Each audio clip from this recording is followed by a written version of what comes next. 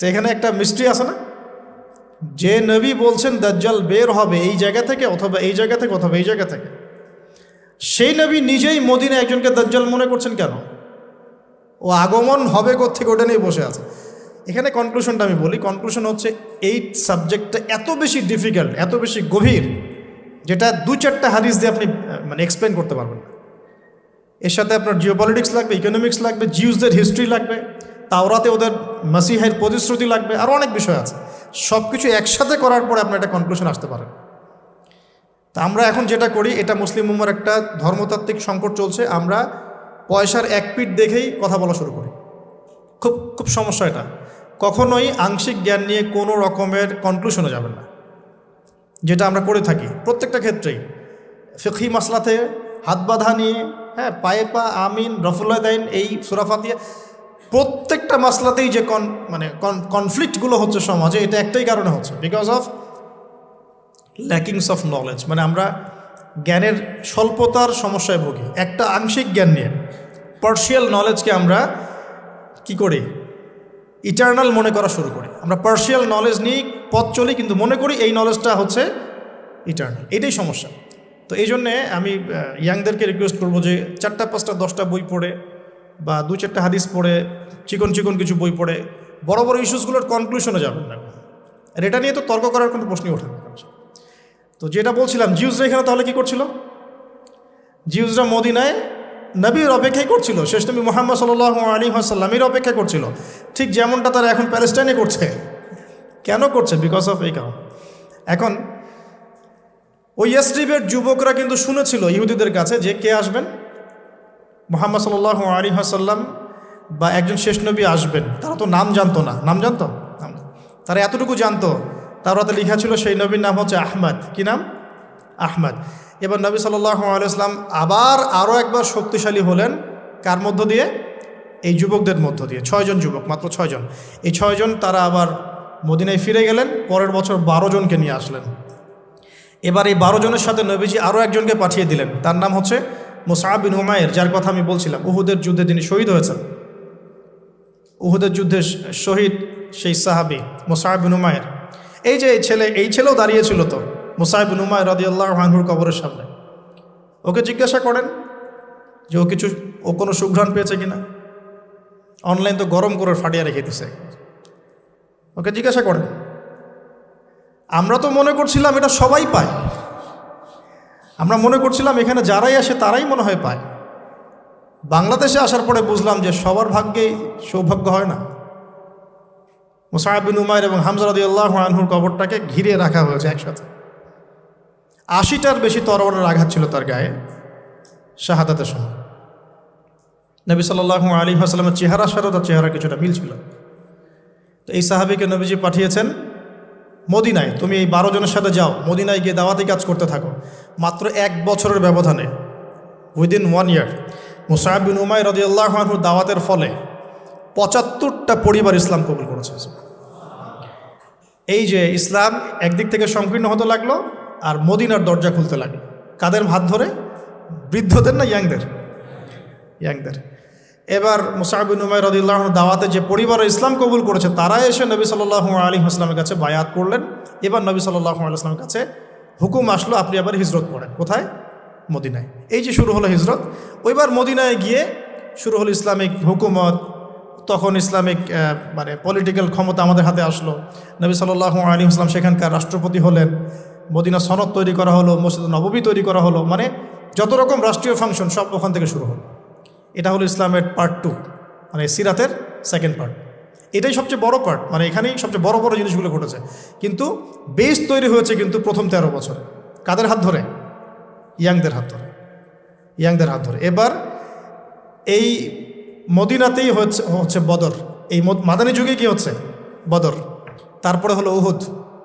তারপরের বছর হলো কি? খন্দক। তারপরে নবী সাল্লাল্লাহু আলাইহি ওয়াসাল্লাম বললেন যে এবার থেকে ওরা আমাদেরকে আর আক্রমণ করবে না, আমরাই এবার থেকে ইসলামকে নিয়ে এগিয়ে যাবো ইনশাআল্লাহ। এরপর থেকে কুরাইশ আর কখনো আক্রমণ করতে পারে নাই। এরপর নবী সাল্লাল্লাহু আলাইহি ওয়াসাল্লাম বিভিন্ন গাজওয়া সারিয়া একটা করে হতে থাকলো। প্রায় 75 থেকে 80টার মধ্যে হয়েছে। আমরা তো এই অংশটা এখন পুরো মাইনাস করে দিয়েছি ইসলাম থেকে, কাট অফ, একদম শেষ।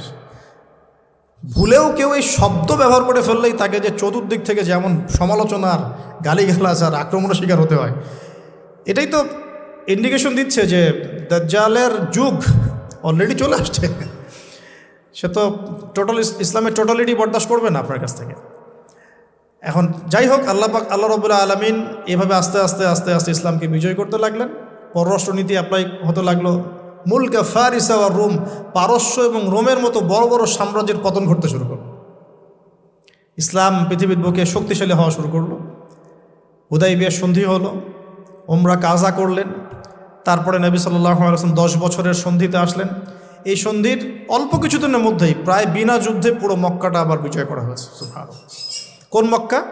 যে মক্কা থেকে সাহাবীরা রিফিউজি হয়ে অন্য জায়গায় চলে যেতেন, সেই মক্কা হলো আমাদের। কাদের হাত ধরে ভাই? সবচেয়ে বেশি মানে মেজরিটি কারা ছিলেন? ইয়াংরা না বৃদ্ধরা? তাহলে আমি বলতে চাচ্ছি যে একটা বিগ মানে শর্ট সময়ের মধ্যে একটা বড় হিস্ট্রি বলে ফেললাম সিরাতের। আমি বোঝাতে চাচ্ছি যে সমাজ পরিবর্তন একা একা হয়নি, এবং নবী সাল্লাল্লাহু আলাইহি ওয়াসাল্লাম একা একা করেন নাই। কোরআন এবং সুন্নাহ ব্যতীত সমাজ পরিবর্তন হয়নি, এবং ইয়াংদের ভূমিকা ছাড়াও সমাজ পরিবর্তন হয়নি। আর মাত্র 23 বছরে এই ঘটনাগুলো ঘটেছে। মাত্র 23 বছরে যেই মক্কা থেকে আমরা রিফিউজি হয়ে বের হয়ে গেলাম, সেই মক্কায় আমরা বীর দর্পে ফিরে আসলাম, পুরো জায়গাটা আমাদের হলো। সেখান থেকে কি ইসলাম থেমে গেল? রাসূল সাল্লাল্লাহু আলাইহি ওয়াসাল্লামের ইন্তেকালের পরেও ওখান থেকেই আবার আবু বকর সিদ্দিক রাদিয়াল্লাহু আনহু, তার প্রায় 2-2.5 বছর বলা হয়। ওমর ইবনে খাত্তাব, তারপরে প্রায় অলমোস্ট 10 ইয়ার্স বলা হয়। তারপরে উসমান বিন আফফান, তার প্রায় 12 বছর। আলী রাদিয়াল্লাহু আনহুর এরকম আরও কিছু সময়। এরপরে ক্ষমতা চলে গেল উমাইয়াদের হাতে। মুআবিয়া রাদিয়াল্লাহু আনহু, তিনি প্রায় 20 বছর শাসন করেছেন। উমাইয়ারা শাসন করেছে প্রায় 92 ইয়ার্স, প্রায় 92 বছর। তারপরে আব্বাসীয়রা এসেছে, জাব নদীর যুদ্ধ হয়েছে। এই যুদ্ধে আব্বাসী এবং উমাইয়াদের মধ্যে কনফ্লিক্ট হয়েছে। এই কনফ্লিক্টগুলো নিয়ে আমরা পরে কথা বলছি ইনশাআল্লাহ। বলতে চাচ্ছি, আব্বাসীয়দের পরেও তুর্কি শাসন, মামলুক শাসন, কর্ডোভা ইসলামিক শাসন, আপনার এদিকে ফাতেমি সাম্রাজ্য, মোগলদের শাসন, আফগানদের, পৃথিবী এভাবেই চলেছে। প্রায় 1000-1200 বছর পৃথিবীটা এভাবেই চলেছে, যতক্ষণ পর্যন্ত আমরা পশ্চিমা সভ্যতার উত্থান দেখেছি। এরা যখন উত্থান হওয়া শুরু হলো, আস্তে আস্তে এরা সারা ওয়ার্ল্ডটাকে লাস্ট 200-300 বছরে পুরো ডমিনেট করে রেখেছে। এখন আমরা আবার সেই মক্কার জায়গায় চলে আসছি। একটু ভালো করে বোঝেন, আমরা কিন্তু আবার সেই মক্কার জায়গাতে মোটামুটি চলে আসছি। আপনি বলতে পারবেন না, গলা চিপে ধরা হবে। আপনি হাঁটতে পারবেন না, পা ভেঙে দেওয়া হবে। আপনি ভালো করে বোঝেন, আপনি এগুলো করতে পারছেন না, বিকজ আপনি হালাল খেতে পারছেন না, কারণ সুদ আপনাকে খেতে হবে। ব্যাংকিং সিস্টেমে সুদ আছে। আপনি ইসলাম পালন করতে পারবেন, আমার পকেটে তাসবি আছে, নেন, আপনি তাসবি টিপেন, কোনো সমস্যা নাই। মসজিদে যান, তাসবি টিপেন, কোনো প্রবলেম নাই। বাট ইসলামের টোটালিটির কথা আপনি বলতে পারবেন না। ভিতরে চোখ দিয়ে দেখেন, আমরা কিন্তু আবার মাক্কি একটা জায়গায় চলে আসতেছে, বা এসেছি, বা আসছি, ক্রমবর্ধমান। তাহলে এই জায়গা থেকে আরেকটা উত্থান হবে ইনশাল্লাহ। কারণ শেষ হবে তো উত্থানের পরে। কিয়ামতটা কখন হবে? যখন ইসলাম আবার পৃথিবীতে বিজয়ী হবে, এবং বিজয়ী হওয়ার পর মানুষ আবার খারাপ হওয়া শুরু করবে। ওই খারাপ মানুষগুলোর সামনে কিয়ামত হবে। এই দুটা ফেজ বাকি আছে এখন। 1450 বছর গণ, 1450 বছর শেষ। এবার এই ফেজটা বাকি আছে। নিশ্চয়ই আবার এই দুর্বল জায়গা থেকে ইসলাম আবার শক্তিশালী হবে, এবং ওই শক্তিশালী হওয়ার পরে আবার খারাপ মানুষদের যুগ আসবে। ওই খারাপ মানুষদের সামনে হবে কিয়ামত।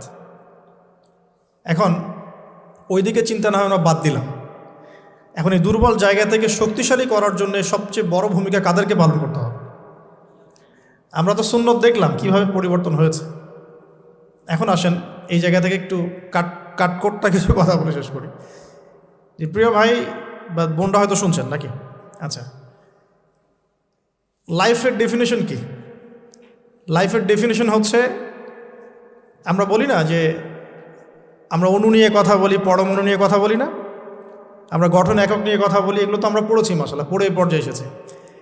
এই যে এক একটা দিন, এক একটা রাত, এই যে সেকেন্ড, মিনিট, এগুলো হচ্ছে আমাদের জীবনের গঠন একক, তাই তো? লাইফ মানে এই পুরো ফেজটাকে একত্রিত করে লাইফ। তো এখন আমি যদি প্রশ্ন করি যে আপনাদের এভারেজ এজ কত, তা আপনারা বলবেন হয়তো 20 ইয়ার্স বা 25 এভারেজ। অ্যান্ড আমি যদি বলি আপনাকে যে আমাদের উম্মার গড় আয়ু কত, নবী সাল্লাল্লাহু আলাইহি ওয়াসাল্লাম বলে গেছেন 60 থেকে 65 বছর, 60 থেকে 65। তাহলে আপনার শেষের 5 বছর আপনি বাদ দেন, কথার কথা, কাঠখোট্টা কথা এই জন্য বলছি যে এটা ম্যাথামেটিক্যাল কনক্লুশন, সবার ক্ষেত্রে এটা সেম হবে না, কিন্তু আমরা একটা চিন্তা করছি, মাথায় একটা প্ল্যান করছি।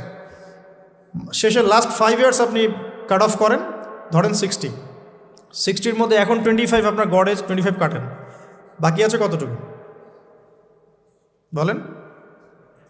35, বাট হ্যাঁ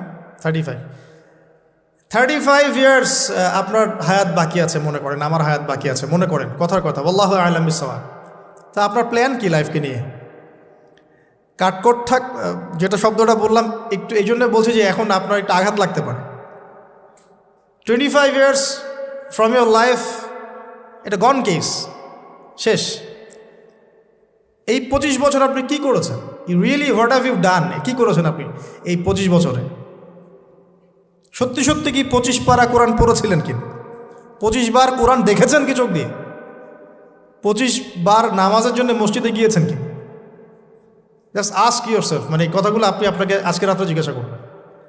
আপনি 25 বছরে সম রেখেছেন কয়টা? ধরেন ফরজ হয়েছে বুঝলাম 10 বছরের পরে, 15 বছর হিসাব করেন, তাহলে 15 বছর কয়টা বই পড়েছেন? কতদিন পড়েছেন? কয় ওয়াক্ত নামাজ পড়েছেন? কত টাকা সাদাকা করেছেন? দিনের জন্যে কি করেছেন যেটা করলে ওই যে দুর্বল জায়গা থেকে দিনটা আবার শক্তিশালী হতো? কারণ একা তো হয়নি, সামগ্রিকভাবে হয়েছে। 23 বছরে সামগ্রিকভাবে হয়েছে, দিন তো একা বিষয় হয়নি। তো এই কঠিন ক্যালকুলেশনটা করার পরে এটাও করেন প্লিজ, যে 25 বছরে পাপগুলো কি কি করা হয়েছে? এই 25 বছরে পাপগুলো কি কি করা হয়েছে? কোনো একটা পাপ বাকি আছে কিনা যা করা হয় নাই? 25 ইয়ার্সের মধ্যে অনেকেই জিনা করেছে, অনেকেই, আমি আপনাদের কথা বলছি না, এভারেজ আমি পুরো বাংলাদেশের ইয়াং জেনারেশনের কথা বলছি। 25 বছরের ইয়াং এই প্রজন্মটা, এই লেটেস্ট যে প্রজন্মটা, এদের অনেকেই জিনা করেছে, বিবাহ বহির্ভূত সম্পর্ক। এবং আমরা এখন জেনাকে অনেক সময় উস্কেও দেই, আমরা অনেক সময় এটাকে প্রমোটও করি, আমরা এটাকে ফ্যাশনও মনে করি। কারণ আমাদের ঢাকায় মানুষ বলে যে তোর গার্লফ্রেন্ড নাই, এটাই হচ্ছে ওদের কাছে অবাক করা বিষয়। সবাই ঘুরে, ঈদের দিন তুই ঘুরতে পারিস না? আমাদের ফ্যামিলির মধ্যে একজন বলতেছে তার মেয়েকে, সবাই ঈদের দিনে বাইরে যায়, তুই যেতে পারস না? ঢাকায় এভাবে কথা। তার মানে এটাই ফ্যাশন, মানে আমরা জেনাকে উস্কেও দিচ্ছি। তার মানে 25 বছর আমরা অনেকে জেনাও করেছি। মাদকের সাথে সম্পৃক্ত কত পার্সেন্ট ইয়াং জেনারেশনে আমাদের দেশে? ক্যালকুলেট করেন, আপনি গুগল করেন, দেখেন কত পার্সেন্ট আমাদের দেশে মাদক সেবন করে। ইভেন এখন কিশোর গ্যাং বের হয়েছে, কিশোর গ্যাংয়ে অনেক যুবকরা যায়, অনেকে রাস্তাঘাটে মারামারি করে, অনেকে পলিটিক্যাল দলাদলির মধ্যেও আছেন অনেকেই, এবং এখানে ভাই ভাই রক্ত ঝরাই আমরা। উভয় মুসলিম, কিন্তু উভয় মুসলিম, জুমার দিন একসাথে নামাজ পড়ে। তাহলে এটা কোন দর্শন যেটা আমার ভাইকে শত্রু বানিয়ে দিল, আর পশ্চিমারা গাছের আড়ালে বসে বসে হাসছে? কারণ এই দর্শনগুলো তো ওরাই দিয়েছে। তো 25 বছরের পাপগুলো একটু ক্যালকুলেট করি। প্রিয় দিনী বোন, একটু হিসাব করবেন যে 25 বছর আপনি কতদিন পর্দা করেছেন, কত 25,000 মানুষ আপনার চেহারা দেখেছে কিনা? এই 25 বছরে কত হাজার মানুষ আপনার চেহারা দেখেছে? আর ছেলেরা আপনাকে দেখলে কখনো চেহারা সুরত দেখেন? বেগানা নারীর দিকে একটা ছেলে যখন তাকায় এবং সেক্সুয়াল ডিজায়ার নিয়ে তাকায়, তখন সে চোখ দিয়ে তাকে রেপ করে। ভেরি সরি টু সে যে আপনি প্রচুর চোখ দিয়ে রেপড হয়েছেন প্রিয় দিনী বোন। অনেকেই আপনাকে চোখ দিয়ে রেপ করেছে, আপনি বুঝতেই পারেন নাই। তো এই 25 ইয়ার্স আমরা অনেক কিছুই করেছি, অনেক কিছুই করি নাই। এখন একটু আজকে সাদা একটা কাগজ নিয়ে আমরা একটা হিসাব করব যে আমরা 25 বছরে কী কী করেছি, কী কী করি নাই, কী কী পাপ করেছি, কী কী করি নাই, কী কী পুণ্য করেছি, কী কী করি নাই। আমি আগে মনে করতাম যে একটা খালেস তওবা, ইনশাআল্লাহ আল্লাহ পাক সব মাফ করে দিবেন। আসলে আল্লাহ পাক মাফ করেই দিবেন, কিন্তু ভিতর থেকে স্যাটিসফাই হতে পারবেন না আপনি। এখন যদি আপনি এখান থেকে আমার এই লেকচারটা শুনে আল্লাহর ওলি হয়ে যান এবং আপনি বড় মুহাদ্দিস, মুফতি, দিনের বড় দায়ী ইলাল্লাহ, বড় পলিটিশিয়ান, বড় ইঞ্জিনিয়ার, মানে যারা ওয়ার্ল্ডকে ইসলাম স্ট্যাবলিশমেন্টের দিকে নেতৃত্ব দিচ্ছেন, এমনও মানুষ যদি আপনি হয়ে যান, আপনি এই 25 বছরের ঋণটা শোধ করতে পারবেন না। এই 25 বছরের ঋণ আপনাকে প্রতিনিয়তই ভিতরে ঢুকিয়ে ঢুকিয়ে মারবে আর কি, যেটা আমাদেরকেও মারে ভিতর থেকে। যে আমরা যদি আগে থেকে বিষয়গুলো বুঝতাম, যদি আরও আগে থেকে স্টাডি করতে পারতাম, আরও বেশি যদি আমি আলেম ওলামার সাথে মিশতে পারতাম, আরও যদি বেশি গভীরে যেতে পারতাম, তাহলে কতই না ভালো হতো। তো আমি আশা করি কথাগুলো আপনাদের কলিজায় পৌঁছাবে ইনশাআল্লাহ। এখন লাইফের এটা সবচেয়ে ভাইটাল পার্ট, এই সম্পর্কে আমি জাস্ট 2টা হাদিস বলে আস্তে আস্তে কনক্লুশনের দিকে যাচ্ছি। নবী সাল্লাল্লাহু আলাইহি ওয়াসাল্লাম বলছেন যে 7 শ্রেণীর মানুষকে আল্লাহ পাক কিয়ামতের দিনে আরশের ছায়া ছায়া দিবেন। কত শ্রেণী ভাই? তার মধ্যে সেকেন্ড শ্রেণীটা হচ্ছে সেই যুবক নাশা ফি ইবাদাতিল্লাহি তাআলা, যে আল্লাহ পাকের ইবাদতে তার যৌবনকালটা কাটিয়ে দিয়েছে। এখনো বাকি আছে আপনার সামনে। যৌবনকাল কতটুকু? হয়তো 15 to 40। তার মানে এখনও 40 বা 50 বছর পর্যন্ত আপনার যৌবন টিকে থাকবে ইনশাআল্লাহ, যদিও বা এই যুগে থাকে না আর কি। আমরা তো ফ্যান্টাসিতে ভুগি অনেক সময় 4টা বিয়ে। বাস্তবতা হচ্ছে এই যুগে একটাই ডিফিকাল্ট, একজনকে সন্তুষ্ট করে কি ডিফিকাল্ট। এখন সেই যুগ না তো, আমরা তো হর্স রাইড করি না, আমরা তো এক্সারসাইজ করি না, আমরা তো এখন অনেকে খেলিও না, আমরা ফাস্ট ফুড খাই, আমরা হাইজেনিক খাবার খাই না, আমরা আগেকার মানুষদের মতো অনেক কিছুই করি না। এনভায়রনমেন্ট নষ্ট হয়ে গেছে, পলিউশন আছে, সব মিলে এখন আমাদের যৌবন যে 50 বছর পর্যন্ত থাকবে এটা নিশ্চয়তা দেওয়া যাচ্ছে না, যদি আমরা বেঁচেও থাকি। আর কত যুবক যুবতী ভাই বোন যে যৌবনকালেই চলে যায় তার তো ঠিক নেই। প্রিয় দিনী ভাইয়েরা, আমরা আলোচনা করছিলাম যৌবন সম্পর্কে। এই বিষয়ে আমি 2টো হাদিস বলার নিয়াত করেছিলাম। তো প্রথমটা শুনিয়েছি মোটামুটি, সেটা হলো নবী সাল্লাল্লাহু আলাইহি ওয়াসাল্লাম বলেছেন যে কিয়ামতের মাঠে আল্লাহ রাব্বুল আলামিন যে 7 শ্রেণীর মানুষকে তার আরশের ছায়ায় ছায়া দিবেন, তার মধ্যে 3য় শ্রেণী হচ্ছে সেই যুবক যে তার যৌবনকালটাকে আল্লাহর পথে উৎসর্গ করেছে বা কাটিয়ে দিয়েছে। আরেকটা হাদিস যেটা বলতে চাচ্ছিলাম সেটা হলো কিয়ামতের মাঠে 5টা প্রশ্ন হবে, স্পেশাল 5টা প্রশ্ন, যে 5টা প্রশ্নের উত্তর না দেয়া পর্যন্ত কাউকে ছাড়া হবে না। তার মধ্যে প্রথম প্রশ্নটাই হচ্ছে তোমার জীবন কোন কাজে কাটিয়েছ, এবং দ্বিতীয় প্রশ্ন হচ্ছে তোমার যৌবন কোন কাজে কাটিয়েছ। সো আমি বলছিলাম আপনাদেরকে যে যৌবন কালটাকে যদি আমরা আল্লাহর পথে কাটাতে পারি ইনশাআল্লাহ তাআলা, আমাদের এই যে উদ্দেশ্যটা যে নিজেরা দিন পালন করব, নিজের পরিবারের মধ্যে প্রতিষ্ঠা করব, আমাদের সমাজে দিন ইসলামের দাওয়াতি কাজ করব, যেখানেই থাকি সৎ থাকব, একদিন ইনশাআল্লাহ দিন আবার বিজয়ী হবে, এই যে স্বপ্নগুলো, এগুলো বাস্তবায়িত হবে ইনশাআল্লাহ তখনই যখন আমরা নিজেরা পরিবর্তিত হয়ে সমাজের জন্য ভালো কিছু বয়ে নিয়ে আসবো ইনশাআল্লাহ। তো আমি জাস্ট কয়েকটা পয়েন্ট আপনাদের সাথে একটু শেয়ার করে শেষ করে দিব যে এখন থেকে কিভাবে আপনারা বা আমরা আমাদের যৌবনটাকে আল্লাহর পথে কাটাতে পারি। প্রথম যে পয়েন্টটা আমি লিখে নিয়ে এসেছি সেটা হলো, আমি একটু বলেওছিলাম যে আমাদের নিজস্ব খসড়া একটা আমলনামা তৈরি করতে হবে আর কি। আজকে আমরা সেটা করতে পারি বাসায় গিয়ে, যে আমরা যদি আমাদের গড় আয়ু হয় 60 বছর, তাহলে আমরা এখন কতটুকু সময় পেতে পারি, আর এই সময়টুকুর মধ্যে আমাদের টার্গেট কি, আমরা আসলে কি চাচ্ছি, কি অ্যাচিভ করতে চাই, যা চলে গেছে এই সময়টুকুর মধ্যে আমরা কিভাবে আল্লাহর রহমত পাবো, ক্ষমা পাবো কিভাবে। যা চলে গেছে এর মধ্যে অনেক নামাজ কাজা থাকতে পারে, রোজা কাজা থাকতে পারে। অনেক সময় এমন হতে পারে যে আমরা অন্যের হকও নষ্ট করেছি।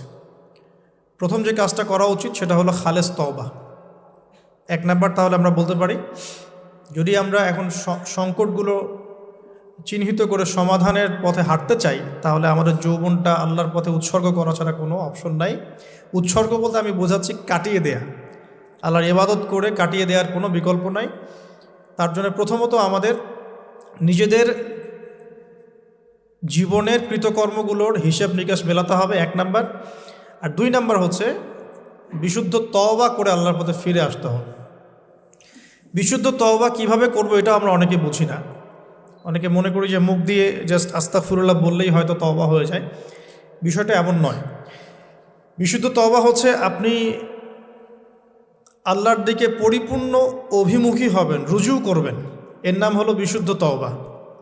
যে পাপগুলো করেছি এগুলোর জন্য ক্ষমা চাওয়া, এই পাপগুলো কোনোদিন করব না এরকম প্রত্যয় ব্যক্ত করা, আর যদি অন্যের সাথে সম্পৃক্ত কোনো হক থেকে থাকে সেটা ফেরত দেওয়া।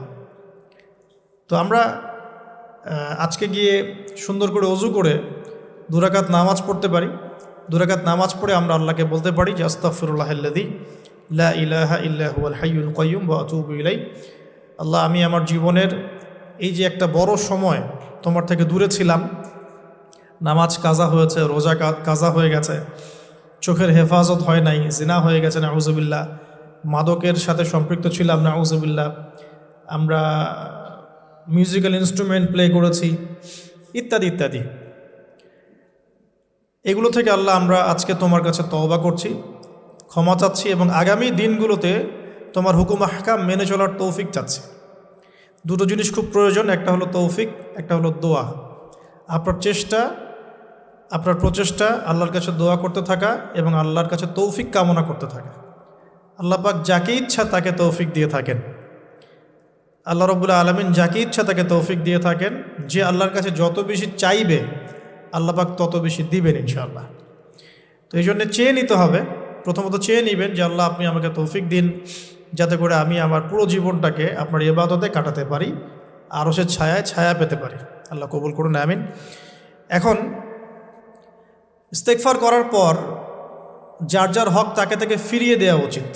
যদি আপনি বা আমি আল্লাহ না করুক কারো হক নষ্ট করে থাকি, সেটা ফিরিয়ে দিতে হবে। এই হক নষ্ট ফিরিয়ে দেওয়ার মানে এটা নয় যে গার্লফ্রেন্ডকে কথা দিয়েছিলেন বিয়ে করবেন, সেখান থেকে ফিরে আসা যাবে না, ব্যাপারটা কিন্তু এমন নয় আর কি। এরকমও প্রশ্ন আমাদের কাছে অনেকে করেছেন যে আমি তো আমার গার্লফ্রেন্ডকে কথা দিয়েছিলাম যে আমি তোমাকে ছাড়া আর কাউকে বিয়ে করব, তো এখন কি আমি ফিরে আসলে, তওবা করে ফিরে আসলে কি এর জন্য আল্লাহ আমাকে ধরবেন কি? মনে রাখবেন, শয়তান হচ্ছে এই পৃথিবীর সবচাইতে ইন্টেলেকচুয়াল প্রাণী। সিরিয়াসলি, ও যে এত বেশি স্মার্ট যেটা আমাদের চিন্তার বাইরে। যখন শয়তান সরাসরি মানুষকে পথভ্রষ্ট করতে ব্যর্থ হয় তখন কিছু নেক সুরত ধারণ করে।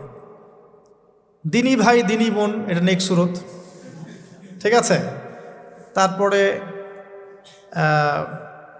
দাড়ি টুপিওয়ালা মানুষের মধ্যে এটা ঢুকিয়ে দেওয়া যে আমি তো অনেক আবেদ মানুষ, পরহেজগার, ওরা তো ককরোচ। দেখবেন বেশি না, 1 মাস যদি কেউ নামাজ পড়ে, 1 মাসে 10টা বই পড়াশোনা করে, ইসলাম সম্পর্কে একটু ঘাটাঘাটি করা শুরু করে, অন্যদের সাথে কথা বলার ক্ষেত্রে তার যে বডি ল্যাঙ্গুয়েজ এটা খেয়াল করবেন। তো শয়তান কিন্তু অনেক স্মার্ট, এভাবে শয়তান অনেকভাবে মানুষকে প্রতারিত করতে পারে। সো শয়তানের নেক্সট স্রোতে ধোকায় পা দিবেন না। আল্লাহ পাক আমাদের সবাইকে হেফাজত করুন, আমিন। খুব ভালো একটা কাজ করছি মনে করেন, একটা বড় প্রজেক্ট করছি সারা বাংলাদেশ ব্যাপী, একটু মনের মধ্যে ঢুকিয়ে দিল যে মানুষ তো দেখুক, মানুষ ভালো বলুক, যথেষ্ট আমল ধ্বংস হওয়ার জন্য, এতটুকু যথেষ্ট আমল ধ্বংস হয়ে যাওয়ার জন্য। আল্লাহ মাফ করুক আমাদেরকে। তো প্রথমে প্রিয় ভাই তওবা করে ফিরে আসা, যার যার হক তাকে তাকে ফেরত দিয়ে দেওয়া। এরপরের সবচাইতে ইম্পর্ট্যান্ট জায়গাটাই হচ্ছে ইলম অর্জন করা। যেখানে আছেন সেখানেই থাকবেন, মানে যে প্রতিষ্ঠানে যে সাবজেক্টে পড়ছেন, এখন আপনাদের প্রায় জীবনের 20টা বছর চলে গেছে, এখন সবার পক্ষে আবার ইউটার্ন করে 0 থেকে স্টার্ট করা পসিবল না, এবং এটা বুদ্ধিমানের কাজও হবে না। ওই সেকশনে যারা আছেন তাদের সংখ্যা কিন্তু প্রচুর, যারা দিনই লাইনে পড়াশোনা করছেন, ঠিক আছে। আল্লাহ চাইলে তাদের মধ্য থেকেই ইনশাআল্লাহ এমন অনেক বড় বড় মুফতি, মুহাদ্দিস, ইমাম তৈরি হবেন যারা ধর্মীয় অঙ্গনে নেতৃত্ব দিবেন ইনশাআল্লাহ। আর যদি দেখা যায় তারা তাদের দায়িত্ব পালন না করেন, তখন আল্লাহ পাক জেনারেল থেকে মানুষ উঠায় নিয়ে আসবেন। এটা আল্লাহ পাকের কৌশল, আল্লাহ পাক করতে পারেন। এখন আপনি কি করবেন? যেহেতু আপনারা 20-25 বছর পার করে আসছেন, যে সাবজেক্টে পড়ছেন কন্টিনিউ করতে থাকবেন। যদি এনভায়রনমেন্ট থাকে ফ্রি মিক্সিংয়ের, এখানে আপনি আপনার চোখকে হেফাজত করার চেষ্টা করবেন সর্বোচ্চ। এ ব্যাপারে আমি একটা বই সাজেস্ট করি, এই বইটা পড়লে ইনশাআল্লাহ আপনার অন্তরের মধ্যে এই বিষয়গুলো কমে আসবে ইনশাআল্লাহ। সেটা হলো তাজকিয়া, ও আরেক নামে এসেছে, সেটা হলো তাসাউফ ও আত্মশুদ্ধি। তাসাউফ ও আত্মশুদ্ধি পুরো ওয়ার্ল্ডের ওয়ান অফ দ্য মোস্ট বলবো যে অনারেবল একজন আলেমে দিন, টপ 10-এর মধ্যে একজন, আল্লামা তাকি উসমানী দামাত বারাকাতুহু, তার লেখা বই তাসাউফ ও আত্মশুদ্ধি, বাংলাদেশে যে মাকতাবাতুল আশরাফ তারা প্রকাশ করেছে। এই বইটা যদি পড়েন আপনার মনের মধ্যে নফসের যে খারাপ রিপুগুলো এগুলো আস্তে আস্তে কমতে থাকবে ইনশাআল্লাহ। এবং এই বইটা আমি বলি যে বারবার পড়া উচিত। হ্যাঁ, তো আল্লাহ তৌফিক দান করুন। এখন পুরোপুরি ট্র্যাক চেঞ্জ করতে যাবেন না, আপনি আপনার ট্র্যাকেই থাকবেন। এখন এই ট্র্যাকে থেকে আপনি কিভাবে ইসলামিক বেসিক জ্ঞান অর্জন করবেন, কিভাবে পসিবল? কঠিন, অসম্ভব কিছু না, কঠিন। আমি অভিজ্ঞতা থেকে বলি আমার মতো করে। ফার্স্ট অফ অল, একজন বিজ্ঞ কারি সাহেব, হাফেজে কোরআন বা কারি, প্রাথমিক স্টেজ বলছে, বিজ্ঞ একজন কারি সাহেব বা হাফেজে কোরআন, যার সাথে আপনার ভালো সম্পর্ক বা যাকে আপনি চিনেন, রিনাউন্ড বা যিনি খুব কোঅপারেটিভ, আপনাকে সময় দেন, টাইম দেন, এরকম কারো কাছে গিয়ে আপনি কোরআন তেলাওয়াত করা শিখবেন আগে। ফার্স্ট অফ অল এটা কাজ, কোরআন তেলাওয়াতটা আগে শিখবেন। আমি তো যে দুঃখ করে বলি, কষ্ট করে বলি যে আমাদের এই দিনী অঙ্গনে এমন অনেক মানুষ আছে যারা ইভেন কোরআন রিসাইট পর্যন্ত করতে না পেরেও অনেক বড় বড় জায়গায় অভিনয় করেন, দিনিয়াতের অভিনয় করে যান, নিজের সাথে অভিনয় করে যান। অনেক সময় উদ্ধতাবশত বড় বড় আলেমদেরকে বাহাসের জন্য চ্যালেঞ্জ করে থাকে, অথচ কোরআন তেলাওয়াত শুদ্ধ না। কোরআন তেলাওয়াত শুদ্ধ না মানে নামাজই হচ্ছে না। কোরআন তেলাওয়াত শুদ্ধ না মানে কি? নামাজ হচ্ছে না। কবুল করার মালিক তো আল্লাহ, শর্ত তো এটা। কবুল করার মালিক তো আল্লাহ। আল্লাহ পাক চাইলে কেউ এক ওয়াক্ত নামাজ না পড়লেও তওবা করে ফিরে আসছে মৌতের আগে, হয়তো আমরা জানি না, আল্লাহ মাফ করে দিয়েছেন, হতে পারে না? এটা তো শর্ত। কোরআন তেলাওয়াত তাজবিরের সাথে শিখতে হবে। তো এখানে যদি একজন আলেম থাকেন, একজন কারি থাকেন, হাফেজ থাকেন, তার কাছে আপনারা ব্যাচ করে পড়লেন, অথবা সে যদি কোনো ইনস্টিটিউট খোলে সেখানে আপনারা একটু সময় দিলেন, বা যারা পড়তে জানেন আবার মস্ক করে নিলেন। ফজরের পর 1 ঘন্টা, সপ্তাহে 3 দিন, 3 মাস এনাফ। ফজরের পর 1 ঘন্টা, সপ্তাহে 3 দিন, আপনার 2 থেকে 3 মাস যথেষ্ট। কোরআন তেলাওয়াত আপনি শিখে ফেলবেন ইনশাআল্লাহ। এটা প্রথম কাজ। এটা না করে পরের কাজগুলো আসলে পসিবল না। এগুলো জাতামাতা কাজ হয়ে থাকবে, এগুলো মানে পূর্ণতা পাবে না। প্রথম কাজটাই কোরআন তেলাওয়াত। এরপরে আপনার অনেকে তাবলিগ জামাতে সময় দেন, সময় দিবেন। অনেকে দেখা যায় যে বাসায় দিনই বই পুস্তক পড়েন, এগুলো পড়বেন, ঠিক আছে। অনেকে হাদিসের বইয়ের যে অনুবাদগুলো হয়েছে এগুলো পড়বেন, সমস্যা নেই। কিন্তু কোরআন তেলাওয়াত অবশ্যই শিখবেন। তারপরে আপনি যদি এখান থেকে বের হওয়ার পরে বা রানিং অবস্থাতেও যদি সময় বের করতে পারেন, তাহলে মাদ্রাসা অঙ্গনের কোনো আলেমের সোহবতে গিয়ে আপনি অ্যারাবিক ল্যাঙ্গুয়েজ এবং অ্যারাবিক গ্রামার শিখবেন। ওটা আপনার শেখার লেসন 2, কোরআনের পর এটা শেখার লেসন 2। অ্যারাবিক ব্যাকরণ, অ্যারাবিক গ্রামার এবং অ্যারাবিক ল্যাঙ্গুয়েজ ছাড়া কোরআনের তাফসির, তর্জমা এগুলো বোঝা যায় না। যে যাই বলুক এটাই ফুল স্টপ কথা। তাফসির আপনি তো বঙ্গানুবাদ দেখে অনেক কিছু বুঝতে পারেন ঠিকই। আল্লাহ পাক বলেছেন সুদ খেও না, জেনার ধার কাছে যেও না, এগুলো কমন মেসেজ, সেগুলো সবাই নিতে পারে। একজন অমুসলিম ভাইও ওইটা যদি বাংলা পড়তে পারে সেও বুঝতে পারবে কি বলতে যাচ্ছেন আল্লাহ পাক। অ্যারাবিক ল্যাঙ্গুয়েজ, অ্যারাবিক গ্রামারের ভিতরে না ঢুকলে আপনি কোরআনের ভাষাটাকে ধরতে পারবেন না। আল্লাহ পাকের যে মানে ঐশী গ্রন্থের বালাগাত, এটা আপনি বুঝতে পারবেন না। তো এই জন্যে এটা তো সিম্পল এক্সাম্পল। আমরা যদি এখানকার ল্যাঙ্গুয়েজ কি বইগুলোর, ইংরেজি না বাংলা? ইংলিশ। মাশাআল্লাহ, ইংলিশ ল্যাঙ্গুয়েজ যদি না জানতাম আমি কি এখানে পরীক্ষা অ্যাটেন্ড করতে পারতাম? আমি তো ওই টপিকটাই বুঝবো না, কোন টপিক আলোচনা হচ্ছে, স্যার কী পড়াচ্ছেন। আমার তো ইংরেজি গ্রামারের এবং ইংরেজি ল্যাঙ্গুয়েজটিক আমার কোনো দক্ষতা নাই। তাহলে আমি কীভাবে ওই চ্যাপ্টার 1, চ্যাপ্টার 2, চ্যাপ্টার 3, এই টপিক ওই টপিক কেমন করে বুঝতে পারি? সিমিলার এখানে কোরআনের ক্ষেত্রে যদি আপনি ল্যাঙ্গুয়েজগুলো না জানেন এবং গ্রামারটা না বোঝেন, তাহলে কোন সূরার ভিতরে কি গভীর মর্ম এগুলো আপনি ধরতে পারবেন। ভাষা একটা অর্থ বুঝতে পারবেন। ভাষা অর্থ পরীক্ষায় পাশ করাতে পারে, কিন্তু A+, গোল্ডেন A+ আনতে পারে না। আশা করি আপনি বুঝতে পারছেন যে আমি কী বলতে যাচ্ছি। তো এটার জন্যে এখন এক্সাম্পল বুঝে নেন। এই যে এখানে ইংরেজি ল্যাঙ্গুয়েজ পড়ছেন, ওই ল্যাঙ্গুয়েজের উপরে বেস করে আপনি বইগুলো শেষ করছেন, এটা কি ওস্তাদ ছাড়া করছেন না ওস্তাদ সহ করছেন? টিচার লাগে না লাগে না? সেম জিনিস, কোরআনের ভাষা শিখতে হলেও, গ্রামার শিখতে হলেও এরকম কিছু ওলামা একরাম আপনাকে খুঁজে বের করতে হবে। এখন ওলামা একরামরা কিন্তু অনেক ব্যস্ত, অনেকের অনেক কাজ থাকে, অনেকের মাদ্রাসা থাকে, অনেকের দিদি খেদমত থাকে। এর মধ্যেও আল্লাহর কাছে দোয়া করতে থাকেন, ইনশাল্লাহ আপনাকে আপনার ওস্তাদ আল্লাহ পাঠিয়ে দিন ইনশাল্লাহ। আল্লাহ পাক কাউকে ওস্তাদ ছাড়া রাখবেন না। তো ওস্তাদের কাছে আপনার বিহেভিয়ার কেমন হবে, এখন আপনি টিচারের সাথে যেমন বিহেভিয়ার রাখেন সেরকম, তিনি সবক দিবেন, আপনি সেটা বাসায় কভার করবেন, নতুন পড়া নেবেন, আবার পড়া দিবেন, এইভাবে আস্তে আস্তে আস্তে আস্তে 4-5টা ক্লাসিক্যাল অ্যারাবিক গ্রামারের বই যদি কভার করতে পারেন, ইনশাআল্লাহ আপনি কোরআনের এই যে আলহামদুলিল্লাহ রাব্বিল আলামিন পড়ছেন, অর্থটা নিজেই বুঝতে পারবেন। হ্যাঁ, যালিকাল কিতাব লা রাইবা ফিহি হুদাল লিল মুত্তাকিন পড়ছেন, আপনি নিজেই বুঝতে পারবেন যে আল্লাহ পাক কী বলছেন। তো এই যোগ্যতাটা অর্জন না করলে সত্যিকার অর্থে আমরা যে কোরআনিক সমাজ যেটা বলি আর কি বড় গলায়, এটা আসলে বাস্তবায়িত হবে না, তা আমার মত। আর এরপরে আপনি আরও উঁচু লেভেলে যদি পড়তে পারেন, যে পড়াশোনা শেষ, আপনার জব সেকশন নিশ্চিত, আপনার সময় আছে মাশাআল্লাহ, এখন এই সময়ের মধ্যে আপনি চাইলে হাদিসের যে কিতাবগুলো, হাদিসের বেসিক কিতাবগুলো মোতালা করতে পারেন, যে কাজটা আমি এখন করছি আর কি। হাদিসের বেসিক কিতাবগুলো আপনি মোতালা করতে পারেন। এটার জন্য অ্যারাবিক এবারত পড়ার যোগ্যতা অর্জন করতে হবে। এটা কি জিনিস? এটা হচ্ছে জবর জের পেশ ছাড়া আরবি পড়ার যোগ্যতা। এখন যে কোরআন তেলাওয়াতটা আপনি শিখবেন, সেটা হচ্ছে জবর জের পেশ দেয়া কোরআন আপনি পড়বেন, তাই না? কিন্তু হাদিসের যে বইগুলো আছে, এই বইগুলোর মধ্যে কিন্তু কোনো জবর জের পেশ দেয়া থাকে না।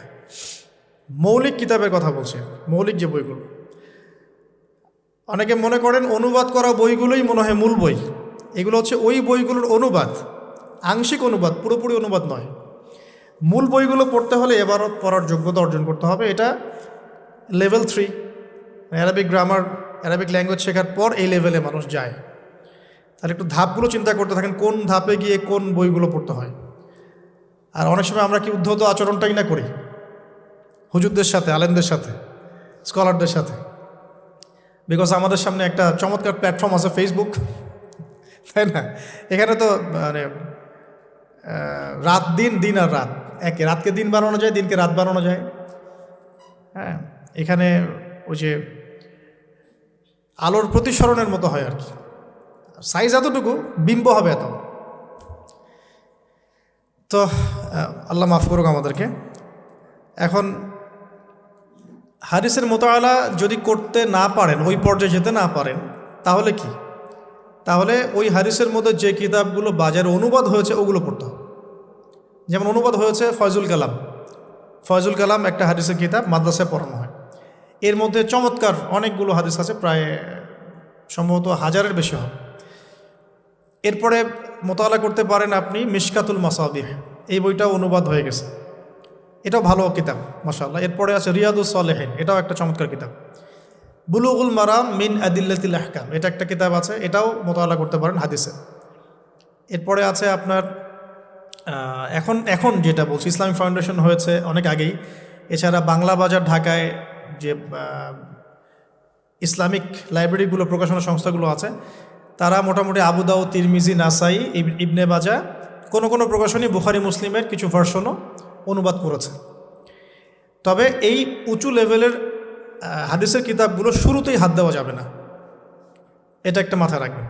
শুরুতেই এই বড় বড় কিতাবগুলো হাত দেওয়া যাবে না। প্রথমে মানে আমরা তো আগে এসএসসি ইন্টার পাস করে এখানে আসছি না, নাকি আগে ডাইরেক্ট এখানে পড়তে হয়েছে? একই বিষয়। ওরকম ফয়জুল কালামের মতো বইগুলো আগে পড়তো, ফয়জুল কালাম, আলফিয়াতুল হাদিস, রিয়াদুস সালেহিন, মিশকাত, এগুলো আগে পড়ুন। তারপরে গিয়ে যদি যোগ্যতা হয় ওই বইগুলো হাত দিবেন। তবে অনেক সময় দেখা যাবে একটা হাদিস বুঝতে পারছেন না, কোরআনের আয়াত বুঝতে পারছেন না, ওই অবস্থাতেই ওই হাদিস এবং ওই কোরআনের আয়াতকে রেখে দিবেন। এটাকে নিয়ে কোনো রকমের কনক্লুশনে চলে যাবেন না, আর ওইটাকে নিয়ে প্রচার করতে যাবেন না। বরং এগুলোকে একত্রিত করে সপ্তাহে একদিন আবার আলেমের কাছে চলে গেলেন, ওস্তাদ এগুলো বুঝি নাই, লাস্ট উইকে আমি এগুলো পড়েছি, এটা বুঝি নাই, তিনি বুঝিয়ে দিবেন ইনশাআল্লাহ। এগুলো পড়াশোনা। এর পাশাপাশি আমি বলছি বিষয়ভিত্তিক ইতিহাসের বই চলে আসছে, ইসলামের ইতিহাসের বই চলে আসছে, তারপরে সিরাতের অনেক বই বাজারে চলে আসছে, প্রায় 40-45টা বই পাওয়া যায় সিরাতের এখন বাংলাদেশে। তারপরে ফিকহের অনেক বই অনুবাদ হয়ে গেছে। এছাড়া আকিদার অনেক বই পাওয়া যায়। সবচেয়ে ভালো হয় যে আকিদা তাহাভিয়া বইটা পড়তে পারেন, এই বইটা পড়লে অনেক চমৎকার হবে। এর পাশাপাশি বরেণ্য ওলামায়ে কেরামদের বই পড়বেন। মানে বরেণ্য ওলামায়ে কেরাম কারা? যারা পুরো ইসলামিক বিশ্বে স্বীকৃত, যারা কোনো সাম্প্রদায়িকতা বিলং করেন না, যে আমি এই সম্প্রদায়ের মানুষ, আমি ওই সম্প্রদায়কে মুসলিম মনে করি না, এরকম না। যারা বরেণ্য রিনাউন্ড ওলামায়ে কেরাম সারা ওয়ার্ল্ড। এই যে বললাম আল্লামা তাকি উসমানী হাফিজাহুল্লাহ একজন বরেণ্য আলেম, তার যে কোনো কিতাব চোখ বন্ধ করে পড়তে পারে, কোনো সমস্যা নেই। বাংলাদেশে আব্দুল মালেক সাহেব হাফিজাহুল্লাহ মার্কাজুদ দাওয়ার পরিচালক, একজন বরেণ্য আলেম। আশরাফ আলী থানভী রহিমউল্লাহ একজন বরেণ্য আলেম। হানাফি কওমের ফিকহে এরকম অনেক বরেণ্য ওলামায়ে কেরাম আছেন। তারপরে আরবের মধ্যেও এমন অনেক বরেণ্য আলেম আছে। শাইখ উসাইমিন, শাইখ বিন বাজ, সালেহ আল ফাওজান, এরকম অনেক বড় বড় আলেম আছে যারা রিনাউন্ড ওলামায়ে কেরাম। তাদের কিতাবগুলো আপনি পড়তে পারেন, কিন্তু যাদের মানে লেখা এবং গবেষণাগুলো ছাত্র পর্যায়ের, এগুলোকে আপনি প্রামাণ্য বই বানাবেন না। তো প্রামাণ্য বই পড়বেন আর আলেমের সাথে সম্পর্ক রাখবেন। দুটো যখন একসাথে থাকবে তখন আপনি কিছু আটকে গেলেও তার সাথে পরামর্শ করে একটা কনক্লুশন খুঁজে পাবেন।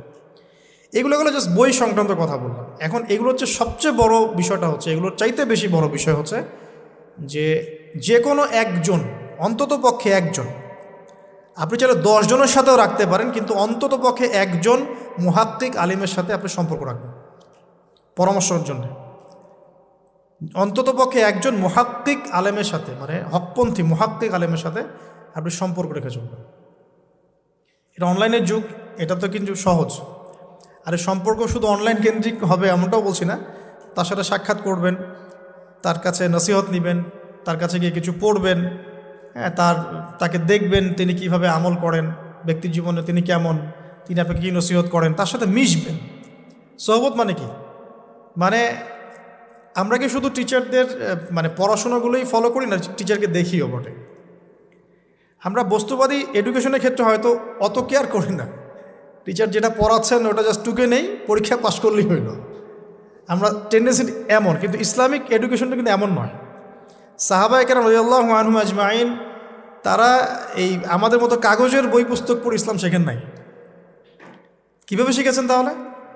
সরাসরি নবীকে দেখে শিখেছেন। নামাজ পড়তে গিয়েছেন, দেখেছেন নবী কেমন করে নামাজ পড়েন, দেখছেন নবী কেমন করে হাঁটেন, দেখছেন নবী কেমন করে কাপড় পরেন, দেখছেন নবী কেমন করে আতর ইউজ করেন, কেমন করে তিনি হাসেন, কেমন করে মানুষের সাথে মেশেন, হ্যাঁ, কথা বলার সময় কেমন করে মানুষের দিকে তাকান। খুঁটে খুঁটে একটা একটা করে নিয়ে হাদিসের এক একটা অধ্যায় রচিত হয়েছে। নবী কেমন করে তাকান, নবী কেমন করে মেসওয়াক করেন, নবী কেমন করে হাসেন, এগুলো আপনি অধ্যায় পাবেন। ইভেন আপনি অধ্যায় পাবেন নবী কেমন করে চুল আঁচড়ান। তাহলে আপনি দেখেন সাহাবীরা কীভাবে খুঁতে খুঁতে নবীকে দেখেছেন। বলা হয় আব্দুল্লাহ বিন মাসউদ রাদিয়াল্লাহু আনহু সম্পর্কে, তিনি নবীকে এত বেশি কপি করতেন হাঁটা চলা কথাবার্তায় যে নবী সাল্লাল্লাহু আলাইহি ওয়াসাল্লামের পরের যুগের অনেক মানুষ এসে দ্বিধাদ্বন্দ্বে পড়ে যেত যে রাসূল সাল্লাল্লাহু আলাইহি ওয়াসাল্লামকে দেখছি নাকি। এমনভাবে কপি করতেন, এমনভাবে। সো এখানে আমি সোহবতের বিষয়টা বোঝাতে যাচ্ছি যে কোনো অন্তত পক্ষে একজন মুহাক্কিক আলেমের সাথে সম্পর্ক রাখবেন। অন্তত একজন, আপনি চাইলে 10 জন 20 জন 50 জনের সাথে রাখতে পারেন। অন্তত পক্ষে একজন যাকে দেখে আপনি শিখবেন, আপনার স্টাডিগুলোকে আপনি যেটা সমস্যা ফেস করছেন সেগুলোকে তার সামনে পেশ করতে পারেন। এটা আমি খুঁজে দিব না আপনাদেরকে, নাম বলেও দিব না, আমি কার কার সাথে সম্পর্ক রেখে চলি এটা আমি বলবো, এটা আপনাকে খুঁজে বের করতে হবে। তবে এখানে আমি একটা কথা বলে দিব যে যেহেতু আমরা সব সাধারণ মানুষ, কারণ আমরা তো কেউ স্কলার নই এখানে, আমরা কেউ মানে যেটা বলি যে মুজতাহিদ, ইজতেহাদ করার যোগ্যতা রাখি না আমরা এখানে কেউ। সেক্ষেত্রে অবশ্যই আমাদেরকে পূর্বসূরি ওলামায়ে কেরামদেরকে ফলো করতেই হবে। কারণ কোরআন সুন্নাহ নতুন করে গবেষণা করে আপনি তো সব মাসআলা বের করতে পারবেন না। এই কারণে আমাদেরকে মাযহাব মানতে হয়, এটা খারাপ কিছুই না। এটা নিয়ে অনেক কথা সমাজে এখন শুনি, দেখি, দরকার নাই, আমরা লা মাযহাবী, আমরা এইটা আমরা সেইটা। এগুলো আসলে বোগাস কথাবার্তা এবং সমাজ বিভক্তকরণের মূল হাতিয়ার এগুলো হয়ে গেছে। সমাজের ইউনিটি নষ্ট করবেন কেন? কোরআন এবং সুন্নাহ আল্লাহ ফলো করতে বলেছেন, দ্যাটস অল। কোরআন সুন্নাহ আপনি কি এখন আমি যদি আপনাকে কোরআন এই যে দিলাম, নেন কোরআন, নেন তাফসির ইবনে কাসির, নিন তাফসির জালালাইন, নেন আপনি তাফসিরে মারিফুল কোরআন, নেন এইটা, এই যে বুখারী নেন, মুসলিম নেন, তিরমিজি, আবু দাউদ, নাসাই সব নিয়ে নেন। এখন আপনি কি গবেষণা করে সব মাসআলা আমাকে দিতে পারবেন? ইম্পসিবল আমার পক্ষে, এখন ইম্পসিবল। তাহলে এগুলো যারা গবেষণা আগে করেছেন তাদের কিতাব তো আমাদেরকে পড়তে হচ্ছে। এটাই হলো তাদের মত নেয়া, তাদের মত অনুযায়ী পথ চলা। তো এই জিনিসগুলো নিয়ে যারা বাড়াবাড়ি করছে এটা খুবই দুঃখজনক। যে অবশ্যই কোরআন সুন্নাহকে ফলো করতে হলে আমাদেরকে হকপন্থী উলামায়ে কেরামের সোহবতে যেতেই হবে। তাদের বইপত্র, লেকচার, তাদের নসিহত, তাদের ফিকহের কিতাব এগুলো আমাদের ঘাটতে হবে। আদারওয়াইজ আমরা সরাসরি কোরআন সুন্নাহর দাবি করলেও মানতে পারবো, সরাসরি কোরআন সুন্নাহ মানিয়ে দাবি করলেও মানতে পারবো না। বিকজ আমি তো কোরআন সুন্নাহর সব জ্ঞান রাখি না। ক্রিপ্টোকারেন্সি হালাল না হারাম আমি যদি আপনাকে এখন প্রশ্ন থ্রো করে দিই, নেন সব বই দিয়ে দিলাম কোরআন সুন্নাহর, আপনি কি ঘেটে আমাকে অ্যান্সার দিতে পারবেন?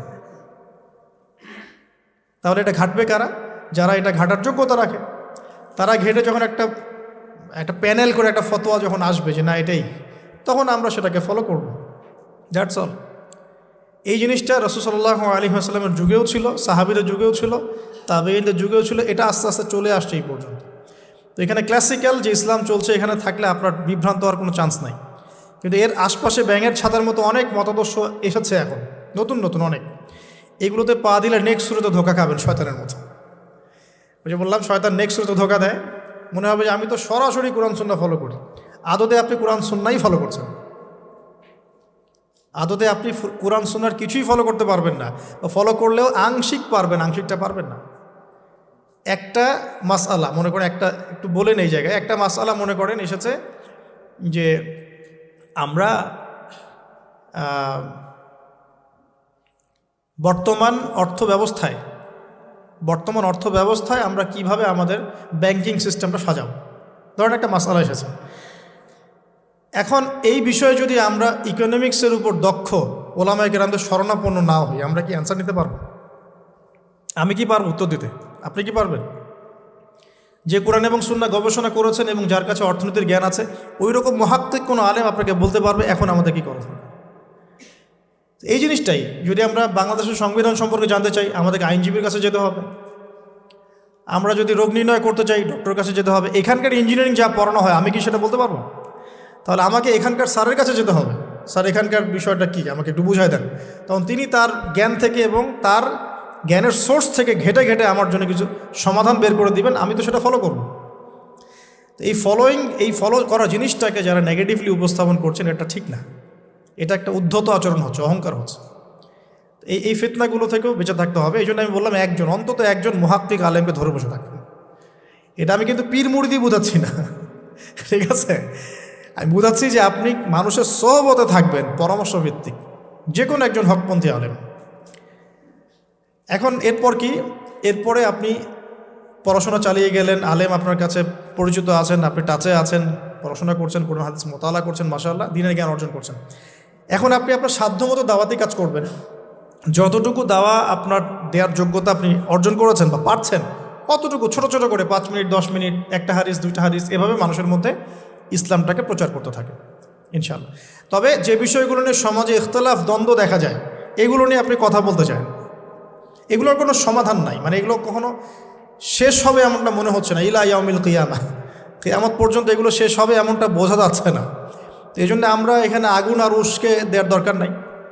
আপনি আপনার কাছে যেটা ভালো লাগে ওই মানহাজ, ওই মাযহাবটা ফলো করতে থাকেন ইনশাআল্লাহ। সাহাবীর যুগ থেকে এরকম ইখতিলাফ কিন্তু ছিল, তাই বলে কেউ কাউকে তারা এরকম তুই কাফের হয়ে গেছিস এরকম কখনো কথা কেউ বলে নাই, যেটা আমাদের পান থেকে চুন খসলে মানুষ বলে দেয়। তো এরকম জায়গায় যায় না, এটা তাস্কিয়া নষ্ট হয়ে যাবে, আপনার মনের তাস্কিয়া নষ্ট হয়ে যাবে। এখন এরপরে আপনি বা আমি আমাদের কর্মক্ষেত্রটা সাজাবো। যেহেতু আমাদের এখন মাশাআল্লাহ পড়াশোনা হচ্ছে, আলেমদের সাথে আমরা সম্পর্ক রাখছি, শেষ করছি, একটু ধৈর্য ধরেন। কর্মক্ষেত্রটা আমরা সাজাবো। এখন আপনারা বের হয়ে যাবেন, জবে চলে যাবেন মাশাআল্লাহ। এখানে কি, এখানে এমন একটা বিষয় খুঁজে নেওয়ার চেষ্টা করেন যে আপনার যাতে দুনিয়ার আর্নিংসটাও চলে আসে এবং পরকালেরও কাজ হয়। এক্সাম্পল দিচ্ছি আমি একটা, ধরেন যে আমার 4-5টা মাদ্রাসা আছে, কথার কথা। আমি বিভিন্ন মাদ্রাসায় পড়াই। এখানে কি হচ্ছে, আমি ইলম শিক্ষা দিচ্ছি, আমার নিজের চর্চা থাকছে, আমি সেখান থেকে কিছু হালকা পাতলা কিছু বেতনও পাচ্ছি, আমার পরিবার চলে যাচ্ছে। তো পুরো লাইফের পুরো কাজগুলোই কিন্তু তখন দিন কেন্দ্রিক হয়ে গেল। তাহলে সে বেশি লাভবান হলো। এখন আপনাদেরকে এরকম সুযোগ বের করতে হবে যে আপনারা এমন এমন কিছু ক্ষেত্রে যাবেন যেখানে ওই কাজটাই ইবাদত বলে কাউন্ট হবে। টাফ কিন্তু ইম্পসিবল না। বা যদি এমন জব নাও পাওয়া যায়, আপনি হালাল কোনো বৈধ জবে থাকলেন, আপনার রিজিকের একটা অংশ থেকে আল্লাহর পথে সদকা করলেন। আল্লাহ পাক এর বেশি কিছু আপনার কাছে চাচ্ছেন না। জাকাত ফরজ হয়ে গেলে জাকাত দিলেন, নফল দান সদকা করলেন, এতটুকু। আপনার পরিবারের পিছনে খরচ করলেন, আল্লাহর হক আদায় করলেন, জনগণের আমরা যেটা বলি মানুষের হক সেটা আদায় করলেন। এরপরে আপনার আসবে বিয়ে শাদীর ব্যাপার স্যাপার। বিয়ে শাদীর ব্যাপার স্যাপার আগে আনলাম না কেন? কারণ ওই আত্মনির্ভরশীল না হলে তো মেয়েরা আপনার কাছে আসবে না। ওটা প্রেম করতে পারে, কিন্তু বিয়ের সময় তারা খুব সচেতন। বিয়ের সময় তারা অনেক বেশি কনসিয়াস যে না, সে কি করে এটা দেখতে হবে। এবং মেয়ের বাবা মার প্রথম প্রশ্নই হবে আপনি করেন কি। আপনি সুফি মানুষ, মনে করেন আপনি হচ্ছেন কি বলবো, যে আপনি হচ্ছেন মুহাদ্দিস, আপনি মুফতি, আপনি হচ্ছেন মুফাসসিরে কোরআন, কোনো দাম নাই। মেয়ের মায়ের কাছে এটার কোনো দাম নাই, মেয়ের বাবার কাছে এগুলো কোনো সাবজেক্ট না। ইল্লা মাশাআল্লাহ, এর বাইরেও কিছু মানুষ আছেন, কমন একটা ট্রেন্ড বললাম। প্রথম কোশ্চেন তারা করবেন যে আপনার স্যালারি কত, এবং আপনার জব আছে কিনা, আপনার বাড়ি আছে কিনা, ইত্যাদি ইত্যাদি। এই জন্যই বললাম যে আগে আর্নিং সোর্সটা নিশ্চিত করে তারপরে এদিকে যান, তাহলে সম্মানটা বজায় থাকবে। আত্মসম্মান ছেলেদের একবার নষ্ট হয়ে গেলে তার ফিরে আসে না। আমরা যখন নিচের হাত হই তখন আমাদের আত্মসম্মান বলে কিছু থাকে না।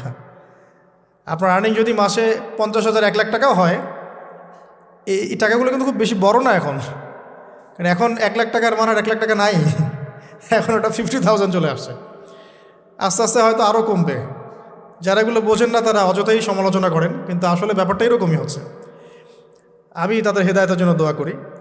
এখন এইটুকু আর্নিং যদি আপনার হয়, কিন্তু এই আর্নিংয়ে আপনার কারো কাছে হাত পাততে হচ্ছে না, আপনার সম্মান বজায় থাকবে। যখনই আমাদেরকে হাত পাততে হবে আমাদের সম্মানটা কমে যায়।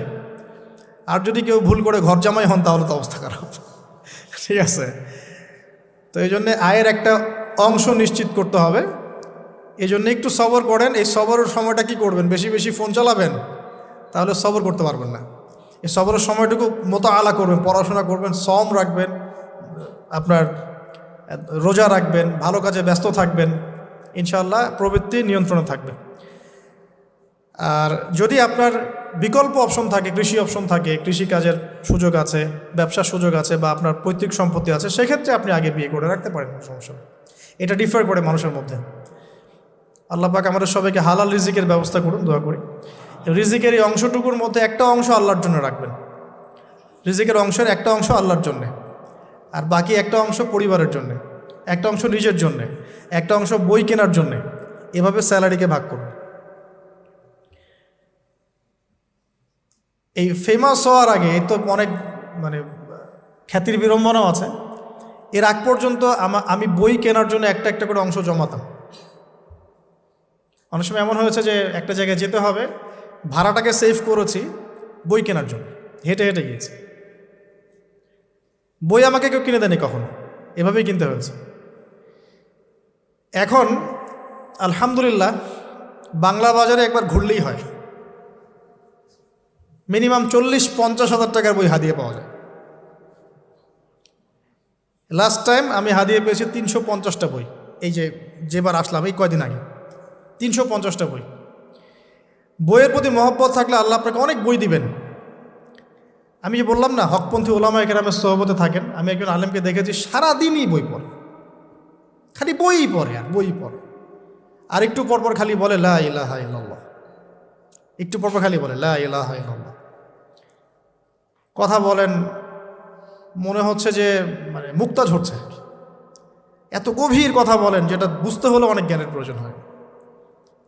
যেই আসছেন তাকে সময় দিচ্ছেন, হাসছেন, হাসি মুখে কথা বলছেন। গায়ের জামা গেট আপ দেখে মনে হচ্ছে মসজিদে ঝাড়ু দেয় খাদেম আছে না, মনে হচ্ছে খাদেম, কেউ বিশ্বাসই করতে পারবে না যে ইনি হচ্ছেন বাংলাদেশের 1 নাম্বার মুহাদ্দিস। চেহারা দেখে বিশ্বাসই করতে পারবেন না আপনি। এরকমও মানুষ বাংলাদেশের মাটিতে আছেন। বইয়ের প্রতি মহব্বত রাখেন, আল্লাহ পাক আপনাকে দেখবেন অনেক বই জ্ঞান দিবেন ইনশাআল্লাহ। অনেক মানুষ গায়ের জামা বিক্রি করে বই কিনতো সলফে সালেহিনের মধ্যে, এগুলোর দলিল আছে কিন্তু।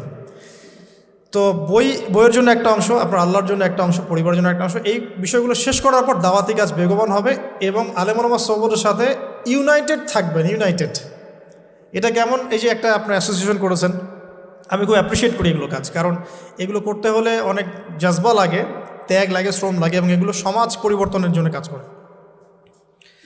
তো এরকম ছোট ছোট নন পলিটিক্যাল, নন প্রফিটেবল, কারণ আমি এই পলিটিক্সটা পছন্দ করি না। অনেকে যদিও বা দাড়ি টুপি নিয়ে ভোট চাচ্ছেন এখন, তো যাই হোক, সমর্থন আপনি করতেই পারেন যে কাউকে, বাট এখানে এমন কিছু বিষয় আছে যেটা ভালোকে ভালো থাকতে দেয় না। এটা ভালোকে ভালো থাকতে দিবে না, এমন একটা অবস্থায় নিয়ে যাবে যে ভালো আর ভালো থাকতে পারবেন না আপনি, আপনাকেও খারাপ হয়ে যেতে হবে, আল্লাহ না করুক, হেফাজত করুক। তবে নিঃসন্দেহে যদি এখানে আমাদের ঊর্ধ্বতন কর্তৃপক্ষের মধ্যে এমন কেউ আসেন যারা ইসলাম প্রিয়, ইসলামকে ভালোবাসেন, আমরা তার জন্য দোয়া করবো অবশ্যই ইনশাআল্লাহ, সমস্যা নেই। তো এই সময়গুলো এখানে অপচয় না করে দিনই পড়াশোনায় দেন, আল্লাহ পাক তৌফিক দান করে। এরকম নন পলিটিক্যাল, নন প্রফিটেবল কিছু অ্যাসোসিয়েশনের মধ্য দিয়ে আপনারা ইউনাইটেড থাকতে পারেন, বা ইসলামের যেটা রিনাউন্ড প্রতিষ্ঠিত যে প্ল্যাটফর্মগুলো আছে এখানেও থেকেও আপনারা একত্রিত থাকতে পারেন। মানে ইউনাইটেড থাকার একটা চ্যালেঞ্জ। একা একা থাকলে আপনাকে কিন্তু মানে খেয়ে ফেলে দিবে আর কি শয়তান। একে অপরের টাচে থাকা, দিনী ভাইদের টাচে থাকা, দিনী বোনরা একে অপরের সাথে টাচে থাকা, একটা কমিউনিটি বেস করা। আর আমাদের তো আর ইউনাইটেড কমিউনিটি নাই সারা দেশে, যে ইউনাইটেড মুসলিম কমিউনিটি এমন তো নাই।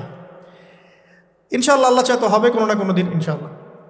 তো যে কোনো ফাউন্ডেশন বা যে কোনো ইসলামিক অ্যাসোসিয়েশন বা যে কোনো একটা ভালো নন পলিটিক্যাল সমাজ কল্যাণমূলক কোনো সংস্থার সাথে থাকলেও আপনি মোটামুটিভাবে একত্রিত থাকলেন। এভাবে দিনের দাওয়াতের মধ্য দিয়ে, ইলম চর্চার মধ্য দিয়ে, আলেম ওলামা সোহবতের মধ্য দিয়ে, আর বেশি বেশি পড়াশোনার মধ্য দিয়ে এবং নিজের আমলকে গড়ার মধ্য দিয়ে, হালাল রিজিকের মধ্য দিয়ে, আদর্শ পরিবারের মধ্য দিয়ে পসিবল নবী সাল্লাল্লাহু আলাইহি ওয়াসাল্লাম যে 23 বছরের সমাজ বিপ্লবটা করেছেন সেটার কিঞ্চিত রূপ বাস্তবায়ন করা, কিঞ্চিত রূপ হলেও বাস্তবায়ন করা এখন পসিবল বলে আমি মনে করি। আল্লাহ পাক তৌফিক দান করুন। তবে পুরোপুরি কখন হবে ইনশাআল্লাহ? যখন উপর থেকে এমন কোনো নেতা আসবেন যে হবেন মাহদি, যিনি সমস্ত ছোট ছোট প্রচেষ্টাগুলোকে ঐক্যবদ্ধ করবেন, তখন হবে আসল খেলা হবে তখন, ঠিক আছে? তখন হবে কি আসল খেলা। তবে আমরা দোয়া করি আল্লাহ পাক এমন কোনো মানুষকে যেন নিয়ে আসে ইনশাআল্লাহ। এটাও হবেই, একদিন না একদিন কিন্তু হবেই, এটাই বাস্তবতা, কোরআন হাদিস এটাই বলছে। সে কে, কারা, কখন, কোথা থেকে আমরা এটা বলতে পারি না, জানি না। কিন্তু আপাতত আমরা এভাবেই চেষ্টা চালিয়ে যেতে থাকি, ব্যক্তিকেন্দ্রিক আত্মোন্নয়ন, পড়াশোনা করা, আদর্শ পরিবার, আপনার আলেম ওলামা সোহবত, হ্যাঁ, ভালো কাজের আদেশ, অসৎ কাজের নিষেধ, তারপরে হালাল বিয়ে করা, হারাম না, আদর্শ পরিবার গড়া, সন্তানদেরকে মানুষ করা, এটা একটা পয়েন্ট ছিল, সন্তানদেরকে মানুষ করা, এবং দিনী ভাইরা, দিনী বোনরা একে অপরের টাচে থাকা, সোশ্যাল ওয়ার্ক করতে থাকা ইনশাআল্লাহ তাআলা। এভাবে আমরা আগাতে থাকি, বাকি বিষয়গুলো আল্লাহ পাকের হাতে ছেড়ে দিই, আল্লাহ পাক দেখবেন ইনশাআল্লাহ। আল্লাহ রাব্বুল আলামিন আমাদের তরুণ সমাজকে কবুল করুন, দোয়া করি আমিন। আল্লাহ পাক আমাদের যুবক ভাইদেরকে হেদায়েত দান করুন, যুবতী বোনদেরকে হেদায়েত দান করুন। আমাদের সবাইকে আল্লাহ পাক প্রচুর ইলম অর্জন করার তৌফিক দান করুন, বেশি বেশি বই পড়ার তৌফিক দেখ, বেশি বেশি কোরআন হাদিস চর্চা করার তৌফিক আল্লাহ পাক দান করুন, এবং আমাদেরকে সবাইকে সফল কেরিয়ার গড়ার তৌফিক দান করুন, এবং হালাল জবের ব্যবস্থা করে দিন, এবং টাইম ম্যানেজমেন্ট ঠিক করার তৌফিক দান করুন, জীবনের গোল ফিক্স করার তৌফিক দান করুন, দিনের খেদমত করার তৌফিক দান করুন। আকুলু কওলি হাযা আস্তাগফিরুল্লাহ লি ওয়া লাকুম ওয়া লিসাইরিল মুসলিমিন। বারাকাল্লাহু লানা ওয়া লাকুম বিল আয়াতিল হাকীম। ইন্নাহু তাআলা জাওয়াদুন কারীম ওয়া রাউফুর রহিম।